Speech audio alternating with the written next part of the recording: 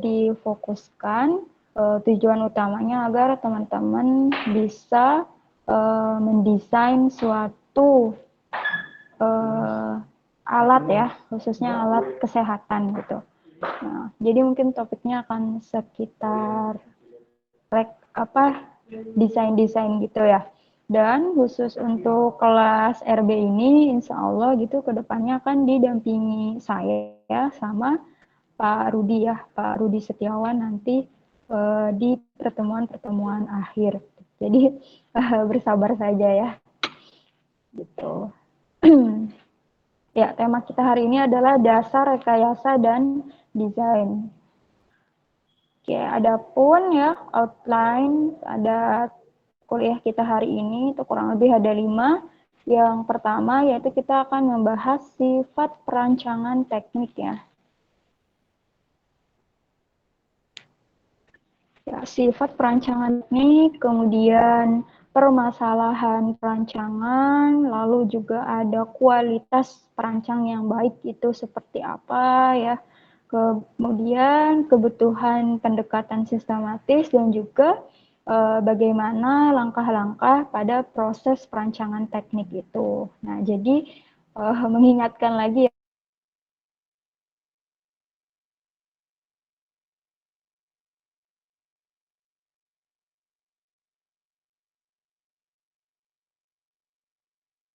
kali ya dengan perteknikan gitu. Dan apa ya, disclaimer sih sebelumnya karena saya sendiri sebetulnya backgroundnya. Oke, materi dasar rekayasa dan desain ini tadi akan menjelaskan sifat desain teknik, menjelaskan filosofi desain modern ya yang disebut dengan desain for Six Sigma kalau teman-teman pernah mendengar. Kemudian juga menunjukkan beberapa manfaat dari proyek desain langsung ya atau hands-on desain project, menunjukkan kualitas desain yang baik dan menjelaskan perlunya pendekatan sistematis yang terdiri dari proses desain 8 langkah. Nah, ini ada suatu diagram ya tentang bagaimana cara kita mencapai tujuan dari dalam merancang suatu desain ya. Nah, yang pertama yaitu ada aspek ask. Gitu. Ask di sini teman-teman kan harus memiliki kemampuan bertanya gitu, apa masalahnya, terus pendekatannya apa yang ingin kamu ketahui, dan kira-kira apa gitu kendalanya ya. Terus setelah itu ada aspek imagine ya. Imagine di sini teman-teman sudah kira-kira sudah bisa membayangkan gitu apa solusi dari masalah-masalah tersebut, terus kemudian brainstorming ideas ya, ide-idenya kira-kira apa, kemudian memilih dan menentukan salah satu yang terbaiknya. Lalu selanjutnya yaitu ada aspek plan ya. Plan itu adalah rencana di mana teman-teman di sini bisa menuangkan rencana teman-teman dalam gambar ya, dalam gambar sebuah diagram gitu disusun nanti. Kemudian juga membuat list daripada bahan-bahan apa yang dibutuhkan gitu untuk mencapai tujuan tersebut. Setelah mempunyai rencana, kemudian kalian create gitu. Create itu menciptakan actionnya gitu di sini, follow your plan and create something gitu. Jadi dalam meng-create itu tentu saja harus mengikuti plan yang sudah dibuat itu. Jangan sampai melenceng dari plannya. Terus kemudian dites ya, diuji. Setelah dilakukan pengujian, lalu ada yang namanya improve ya. Dari hasil tersebut kita bisa mengetahui ya bagaimana kerjanya ya. Terus bagaimana kalau itu tidak bekerja, bagaimana untuk membuat performanya lebih baik lagi, kemudian bisa dilakukan modifikasi dan juga menguji kembali gitu. Jadi ini kurang lebih ya ada 5 aspek ya dalam mencapai tujuan mendesain ya. Oke, selanjutnya adalah sifat design engineering ya. Sekali lagi teman-teman di sini semuanya adalah calon engineers ya, insya Allah. Medical engineers, ya. Mudah-mudahan ya. Uh, Nah, dalam rangka menciptakan produk baru ya, desain rekayasa menggunakan teknologi yang tersedia. Nah, ada 3 sifat yang harus dimiliki atau minimal ya ada ketika kita akan menciptakan produk baru tersebut. Nah, yang pertama produk tersebut itu adalah tujuannya untuk meningkatkan kinerja ya. Jadi kalau misalkan mau membuat produk baru ya kalau bisa kinerjanya itu ya lebih baik dibandingkan dengan produk yang lama gitu. Kemudian sifat yang kedua adalah menurunkan biaya. Jadi affordable ya, mudah dijangkau gitu. Dan yang terakhir adalah mengurangi risiko. Jadi produk tersebut itu diharapkan safe ya, jadi lebih aman.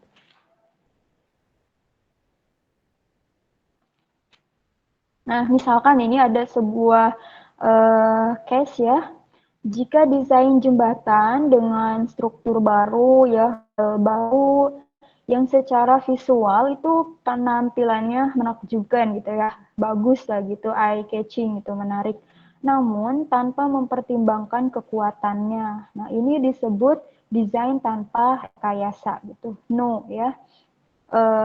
Jadi apa yang harus dipertimbangkan ya di sini tidak hanya visual ya, tidak hanya penampilan, tetapi juga bagaimana kekuatan daripada sih misalkan kalau di sini jembatan tersebut ya. Terus di sisi lain ya pada kasus yang lain ada sebuah desain dari sebuah konsep mobil baru yang menggunakan analisis atau eksperimen untuk mengevaluasi air drag, ya, structural integrity dan manufacturability. Nah, jadi selain mementingkan tampilan ya, juga dievaluasi beberapa komponen pentingnya. Nah, baru inilah yang dinamakan dengan design engineering gitu. Jadi ini apa ya prinsip atau hal-hal yang mendasar ya dalam design engineering. Visual itu memang penting ya karena orang mungkin pertama kali melihat dari visualnya, dari penampakan luarnya gitu. Tapi kualitas daripada produk tersebut itu lebih penting ya. Nah, biasanya desainer itu harus mencari desain yang terbaik dalam kondisi yang parah, tapi waktunya terbatas dan juga sumber daya yang terbatas. Misalkan dari segi biaya ya, biasanya apa banyak hambatan itu di masalah biayanya ya atau budgetingnya. Contoh misalkan dalam kebanyakan situasi desain ya, tidak terdapat cukup waktu untuk menghasilkan satu prototype. Misalkan kita ingin mengembangkan sebuah alat baru ya, misalkan alat kesehatan, produk baru gitu, untuk mencapai prototype saja itu memerlukan waktu yang cukup lama biasanya ya, artinya text time gitu ya, tidak bisa singkat. Jadi di sini kendalanya adalah waktu. Nah, ide daripada dibalik pendekatan teknik ini ya seperti dalam analisis teknik dan pendekatan sistematis ini digunakan untuk meminimalkan jumlah iterasi atau pengulangan desain yang diperlukan untuk mencapai desain akhir yang sukses. Jadi mungkin ini salah satu solusi yang bisa ditawarkan ya dengan meminimalkan jumlah iterasi atau pengulangannya gitu. Nah, iterasi desain yang lebih sedikit ya berarti biayanya juga bisa lebih rendah dan waktu pengembangan yang relatif lebih singkat. Seperti itu. Jadi kata kuncinya di sini ada di iterasi ya atau pengulangan desain gitu. Nah, gitu. Mungkin nanti ada yang penelitiannya ya tidak menutup kemungkinan ya, teman-teman meskipun baru semester 2, tapi teman-teman jiwa engineeringnya itu sudah menggebu-gebu, ya, sudah membara, ingin menciptakan sebuah produk ya, khususnya alat kesehatan gitu. Apa ide-idenya bisa dituangkan dari sekarang ya.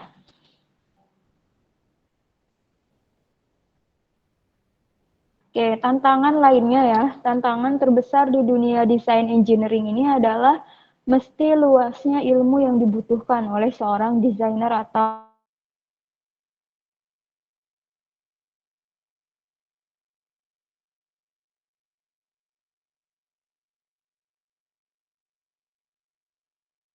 nanti masih banyak tangga yang harus dilewati gitu untuk mendapatkan ilmu-ilmu baik itu ilmu dasarnya maupun ilmu keteknikannya gitu.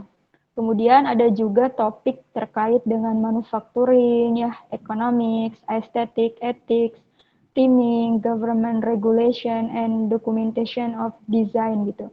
Jadi tidak hanya ilmu di bidang teman-teman, misalkan teman-teman di sini akan menjadi seorang ahli di bidang teknik biomedis gitu. Tapi teman-teman juga tidak menutup kemungkinan ya memerlukan ilmu di luar daripada bidang teman-teman, misalkan ya kayak tadi ya tentang ekonomi, tentang estetik, keindahan, etika, tentang cara bekerja sama, tentang peraturan pemerintah, ya, desain dan lain-lainnya. Kemudian, nah ini cara terbaik memperkenalkan sifat desain teknik adalah dengan kalian terjun langsung gitu ya, dengan hands on desain itu. Kadang kan ada yang apa ya, mungkin uh, teori sudah di luar kepala gitu, tapi kenyataannya pas praktik gitu ada beberapa hal yang tidak sesuai dengan teori gitu. Jadi di sini pengalaman itu benar-benar juga menjadi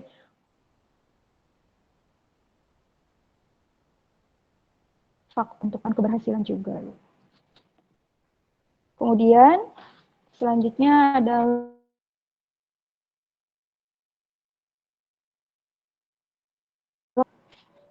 sampai di sini suara saya masih jelas? Jelas, Bu. Jelas, Bu. Jelas, Ya, Bu. masih jelas ya. Baik. Kalau misalkan tiba-tiba suara nggak jelas atau menghilang, itu segera diinformasi tiba-tiba gitu. Oke, kita lanjutkan permasalahan perancangan ya. Di sini kurang lebih ada 4 permasalahan ya, yang misalkan masalah desain berbeda dengan masalah pekerjaan rumah ya. Masalah dalam desain atau perancangan itu tidak mempunyai jawaban yang unik ya. Hal ini disebut dengan open-ended engineering design problems ya. Mungkin ada beberapa jawaban ya dapat memenuhi pernyataan masalah desain. Masalah desain itu harus menggunakan pendekatan logis seperti metode need, now, how, dan solve ya. Masalah-masalah ini seringkali merupakan masalah yang kompleks dan terkadang tidak dirumuskan dengan baik. Kita akan menemukan bahwa pekerjaan desain yang luar biasa membutuhkan kreativitas yang tinggi pula ya. Ya, jadi sekali lagi permasalahan dalam desain engineering ini tidak tidak bisa dikatakan mudah biasanya ya. Permasalahannya cukup kompleks, apalagi yang berkaitan dengan yang namanya kreativitas. Nah, jadi yang namanya desainer itu tentu saja sifat utama yang harus dimiliki adalah kreativitas yang tinggi ya. Kemudian desain dengan biaya rendah tapi produk tidak handal ya. Mungkin juga ada jawaban terbaik berdasarkan pernyataan kritis, misalnya desain yang meminimalkan biaya produksi ya mungkin tidak menghasilkan produk yang sangat andal. Atau kebaliknya ya, jika produk merupakan sebuah kritis pelanggan, maka meminimalkan biaya produksi mungkin bukan jawaban desain atau perancangan terbaik. Oke, atau sebaliknya ya, masalahnya adalah produk andal tapi berbiaya tidak murah. Better gitu. Jadi ketika kalian dihadapkan dengan permasalahan seperti ini ya, yang pertama biayanya rendah tapi kualitasnya kurang baik gitu. Yang kedua mahal tapi kualitas terjamin gitu. Nah, kira-kira mana yang harus yang the best gitu, pilihan terbaik kalau dihadapkan dengan permasalahan seperti ini.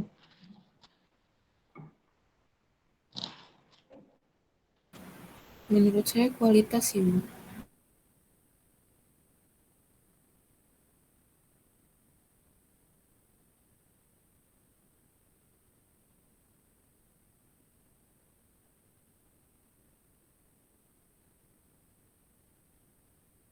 Terus benar-benar terjamin dulu gitu, jangan sampai karena kita mengejar pasaran gitu ya, supaya cepat laku gitu, biar bisnisnya cepat kaya gitu, ngejualin produk yang murah-murah tapi ternyata kualitasnya atau bahkan bisa sampai membahayakan penggunanya gitu. Itu tidak tidak engineer banget ya, bukan engineer yang seperti itu ya. Nah, jadi di sini dikatakan adalah jika keandalan atau kualitas produk merupakan persyaratan yang paling urgent ya, paling kritis ya, maka meminimalkan biaya produksi mungkin bukan jawaban terbaik gitu. Jadi sekali lagi tadi sudah setuju ya, ada yang menyampaikan ya. Jadi utamakan dulu kualitasnya gitu, baru menyesuaikan dengan harganya. Karena insya Allah ya, kalau masyarakat sudah tahu barang kita kualitasnya bagus ya, ya pelanggan juga uh, apa ya, akan tidak akan rugi lah gitu, maksudnya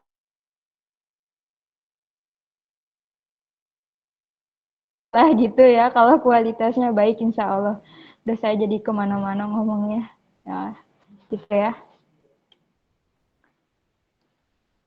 Kemudian tadi ya ngomong-ngomong tentang hands-on atau pengalaman, keuntungan dari proyek desain langsung atau hands-on. Seorang insinyur yang berpraktik tidak harus ahli dalam permesinan atau operasi manufaktur dasar lainnya. Namun, pemahaman dasar tentang tantangan yang terlibat dalam pembuatan produk sangat penting untuk menghasilkan desain yang sukses. Cara terbaik untuk menghargai fakta itu pada tahap awal karir Anda adalah dengan membuat desain sendiri. Nah, kadang-kadang yang paling terpenting itu adalah ketika kita bisa paham terhadap tantangan-tantangan dalam menciptakan suatu produk ya, dibandingkan dengan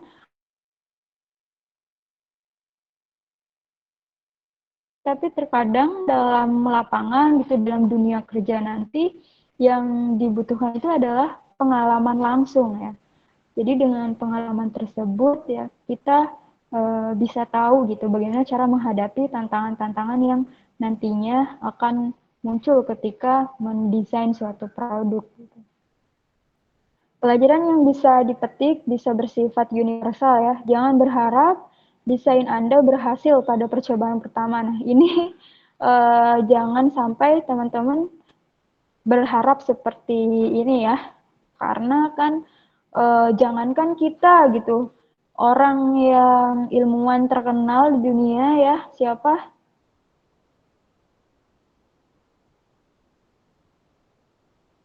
Ya,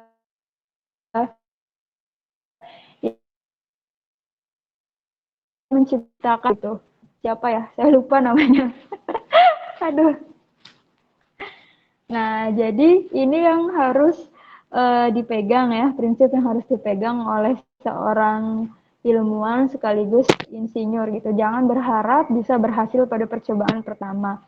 Sisakan banyak waktu untuk pengujian gitu. Desain yang rumit itu membutuhkan waktu yang lebih lama untuk dibuat dan memiliki kemungkinan keberhasilan yang lebih rendah.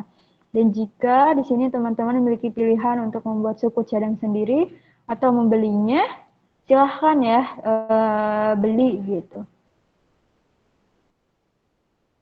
Kalau ada uangnya, kalau nggak ada uang,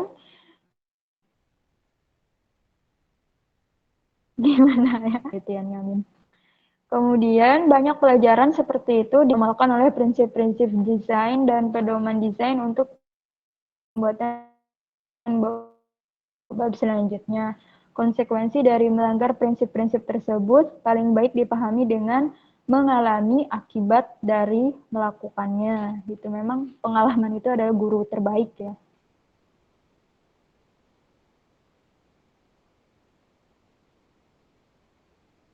Mereka bergerak, pengalaman itu mungkin satu-satunya cara untuk mengevaluasi desain secara akurat.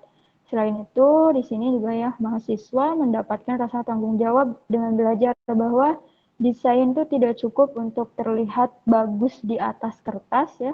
Untuk benar-benar menjadi desain yang baik itu harus mengarah pada produk akhir yang berfungsi. Ya, jadi tidak hanya suatu rancangan yang diukir di atas kertas gitu, tapi pastikan produk tersebut tuh jadi dan berfungsi dengan baik gitu. Secara khusus kami merekomendasikan bahwa proyek desain langsung harus dilakukan dalam format kompetisi ya, yang melibatkan interaksi antara mesin. Ini adalah motivator alami, tantangan tugas meningkat karena harus menghadapi ketidakpastian alam manusia. Dan desain lainnya memberikan skala relatif untuk menilai kualitas kinerja.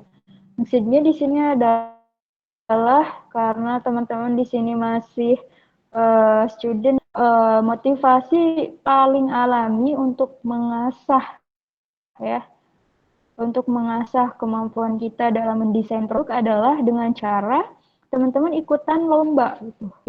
Ikutilah sebuah kompetisi gitu. Nah, dengan mengikuti sebuah kompetisi ya ini bisa mengasah kemampuan teman-teman dan juga ingat ya di sini pengalaman gitu. Tadi sekali lagi pengalaman ini sangat sangat apa ya berpengaruh sekali, berpengaruh baik ya bagi kita untuk menciptakan sebuah produk gitu.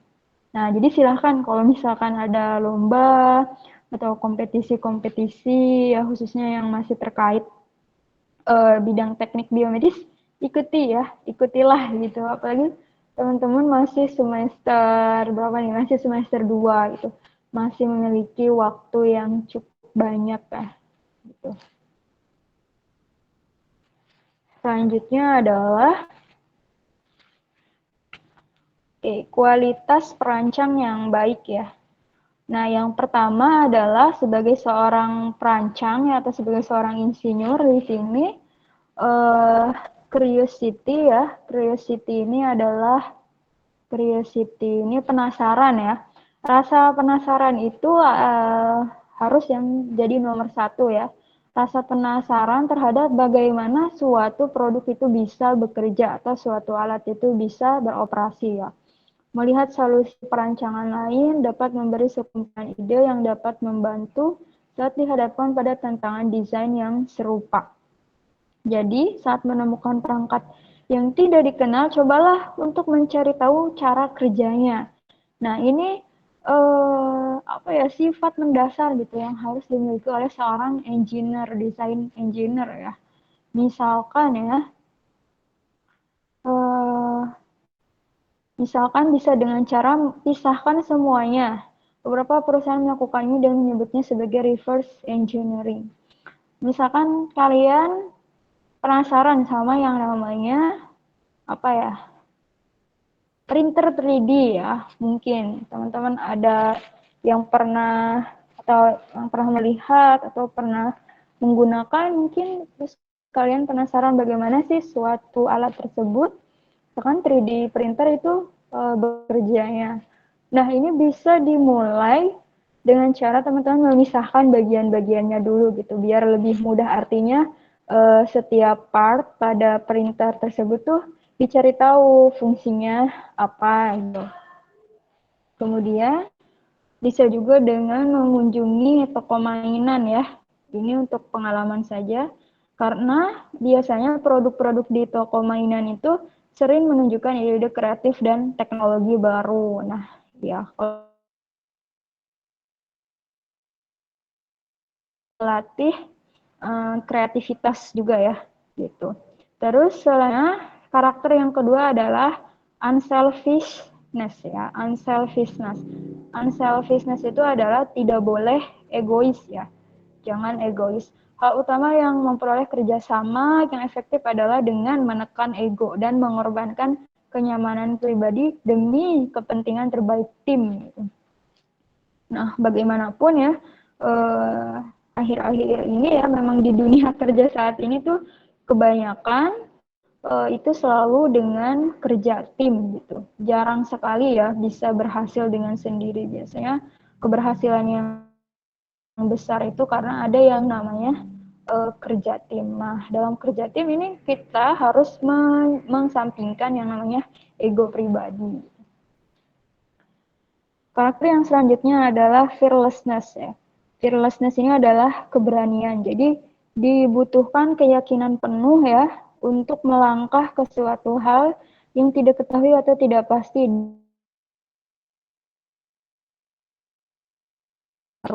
Nah, di sini apa ya? Tekad yang kuat ya, mungkin lebih tepatnya ketika kita punya tekad yang kuat gitu, apapun nanti resiko-resiko yang sudah terbayang di kepala kita, kita akan terus melangkah aja gitu.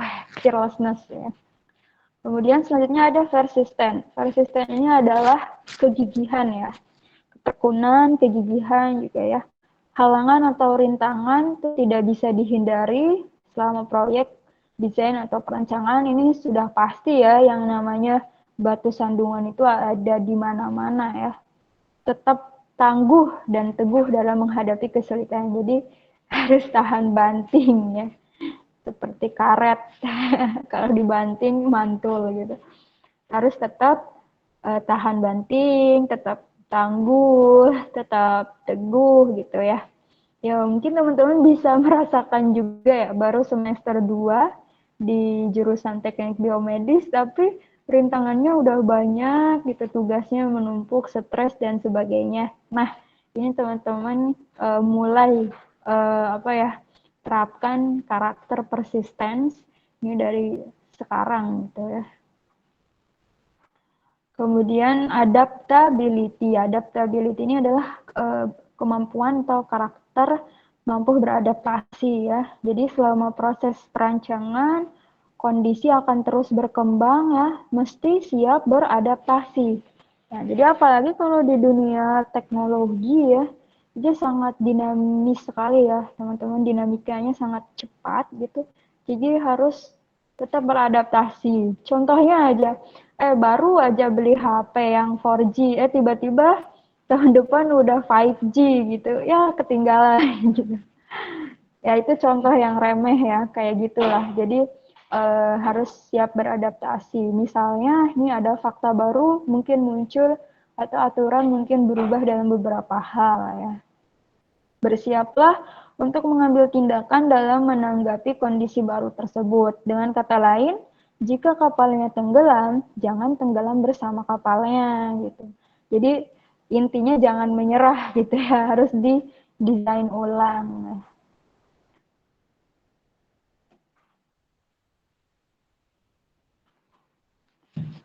Selanjutnya adalah kebutuhan pendekatan sistematis ya.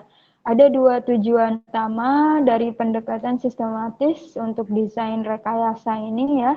Yang pertama yaitu untuk menghilangkan bias pribadi dari prosesnya dan untuk memaksimalkan jumlah pemikiran dan pengumpulan informasi yang dilakukan di depan nanti sebelum berkomitmen untuk desain akhirnya. Ya, jadi harus sistematis ya. Kemudian hasilnya adalah keputusan tim desain yang lebih baik dan perubahan desain yang mahal di akhir tahap pengembangan produk.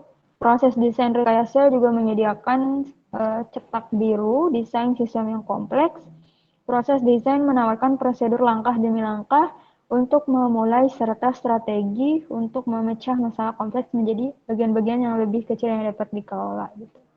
Jadi sekali lagi pendekatan dalam mendesain atau merancang suatu produk itu harus menggunakan pendekatan yang sistematis itu. Sistematis itu artinya terorganisir, terarah ya dari mulai yang sederhana ke kompleks gitu.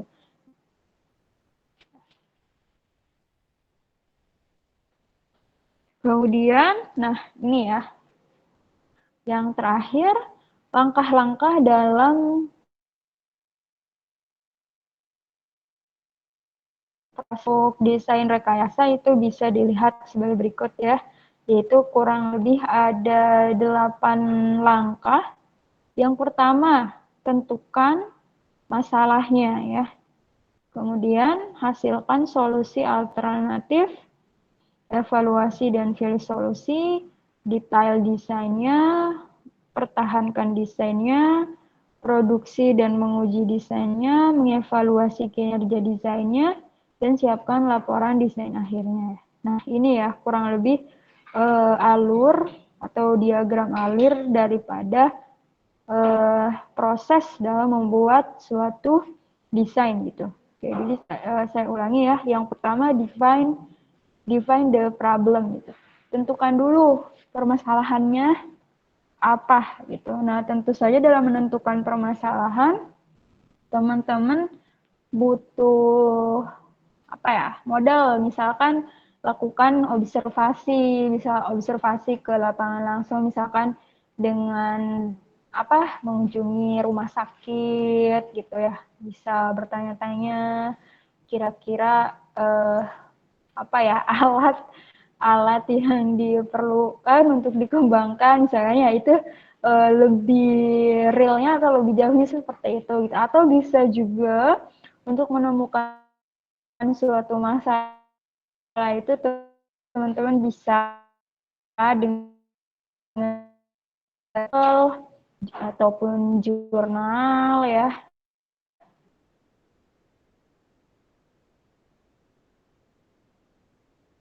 Atau juga dari kondisi permasalahan dari melihat itu seperti apa. Nah, mungkin dari situ bisa memunculkan permasalahan-permasalahan gitu.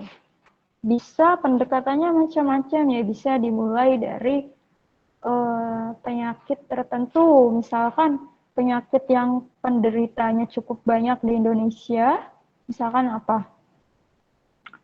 Misalkan cancer katakanlah ya. Nah, cancer. Nah, kemudian gimana sih biar kita itu aware gitu sama si cancer ini. Jadi sebelum cancer ini ganas menyerang gitu, kita sudah bisa mendeteksi atau melakukan screening atau melakukan deteksi gitu. Nah, mungkin bisa menciptakan biosensor tertentu gitu ya yang mendeteksi calon-calon tumbuhnya sel-sel kanker gitu. Jadi kan bisa mencegah sampai si kanker tersebut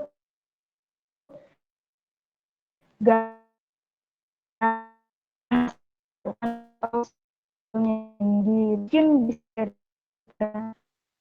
atau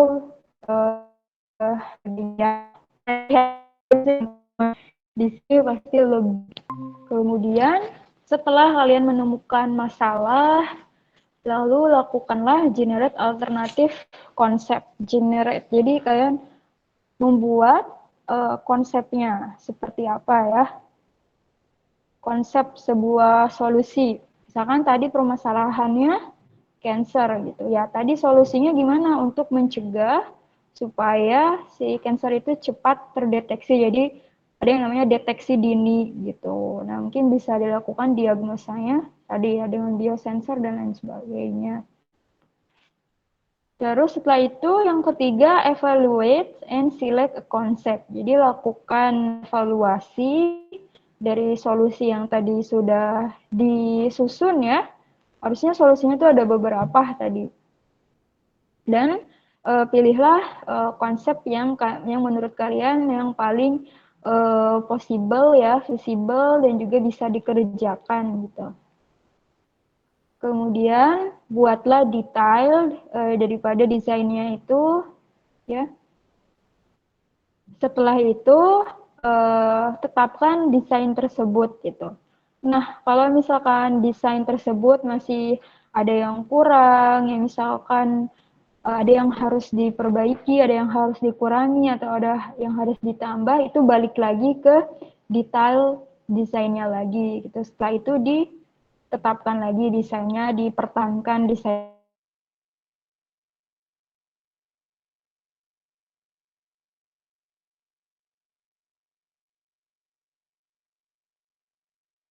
seperti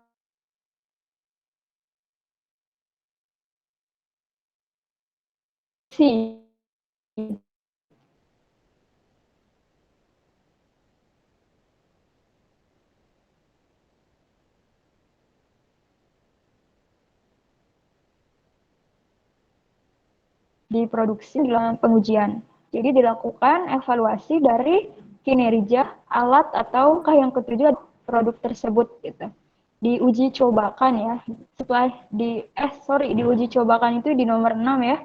Kemudian di nomor 7 dianalisis, dievaluasi hasil dari uji coba tersebut. Dari situ kan kita bisa menentukan performanya kurang baik misalnya. Ini performanya baik, ini performanya sangat baik mungkin ya, atau efikasinya gitu ya, keefektifannya. Dan yang terakhir adalah preparing the final design report. Jadi menyiapkan laporan desain finalnya itu seperti apa ya. Oke, sampai di sini ada yang ingin ditanyakan?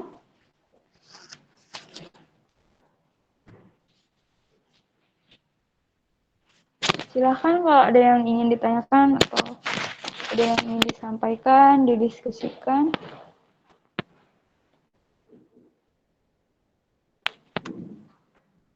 Gimana? Hari ini kalian ada kuliah apa aja tadi pagi?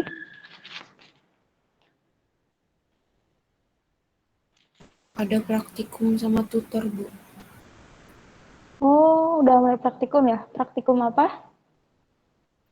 Fisika, Bu. Fisika dasar, Bu. Oh, fisika dasar.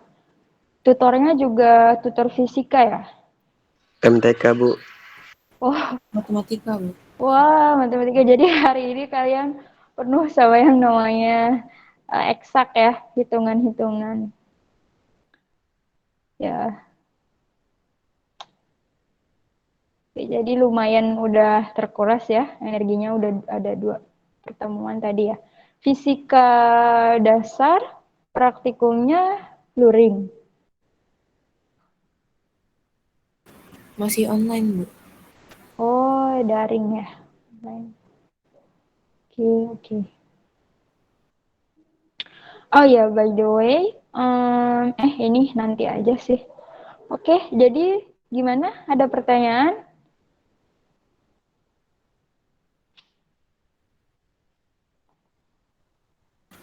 Cukup, Bu. Cukup ya. Wah, berarti teman-teman di sini sudah siap ya mendesain alat nanti ya. Teman-teman bisa membuat produk nantinya ya. Diharapkan nah tujuan daripada perkuliahan pertemuan hari ini sampai nanti UAS itu tujuan utamanya adalah teman-teman di sini bisa mendesain produk gitu ya. Khususnya produk alat kesehatan. Nah, jadi ini ada tugas besar nih. Ada tugas besar desain teknik biomedis ya. Jadi tugasnya adalah tadi ya. Pertama kalian membuat kelompok di mana satu kelompoknya itu terdiri dari maksimal 3 orang. Nah, tadi kan anggota kelas ini ada 47. 47 kalau dibagi 3 itu berapa? 15 ya. 16 berarti ada 16 kelompok tapi satu kelompok 2 orang ya. Soalnya maksimalnya 3 orang gitu. Jadi silahkan saya minta penanggung jawab kelasnya ya. Tadi Kresna. Halo? Ya, Bu. Nanti Kresna saya minta tolong ya. Tolong dibentuk kelompok ya. Sebanyak tadi kurang lebih kalau misalkan full gitu ya, tadi kan katanya anggotanya 47, jadi dibikin 16 kelompok. Tapi kalau kurang, ya antara 15 atau 16 kelompok ya. Yang penting kata kuncinya adalah maksimal 3 orang gitu. Jadi 4 orang itu nggak boleh. Tapi kalau 2 orang boleh. Kemudian, nah minggu depan masing-masing kelompok itu harus menentukan satu topik perencanaan tentang teknologi kesehatan. Tuh, misalkan kalian ingin menciptakan alat apa gitu. Penyakitnya apa misalkan kalau berkaitan dengan penyakit ya. Terus, nah di akhir semester nanti ya, kalian akan melakukan presentasi dan mengumpulkan laporan. Ya. Nilai plusnya ya, jika nanti teman-teman di sini bisa mengikuti lomba karya tulis ilmiah di ajang tertentu baik nasional maupun internasional ya, ini tidak dipaksakan tapi akan mendapat nilai plus. Nah, jadi sekali lagi tuh untuk minggu depan dulu ya, itu menentukan satu topik perencanaan tentang teknologi kesehatan. Gitu. Bisa dipahami tugasnya? Ada yang ingin ditanyakan?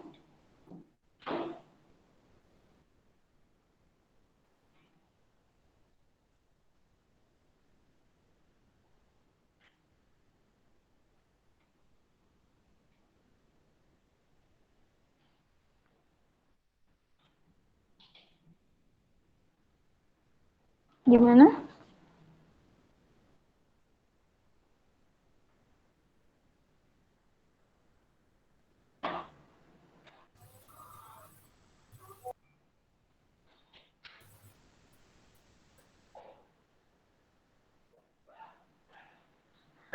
Bisa dipahami ya, teman-teman?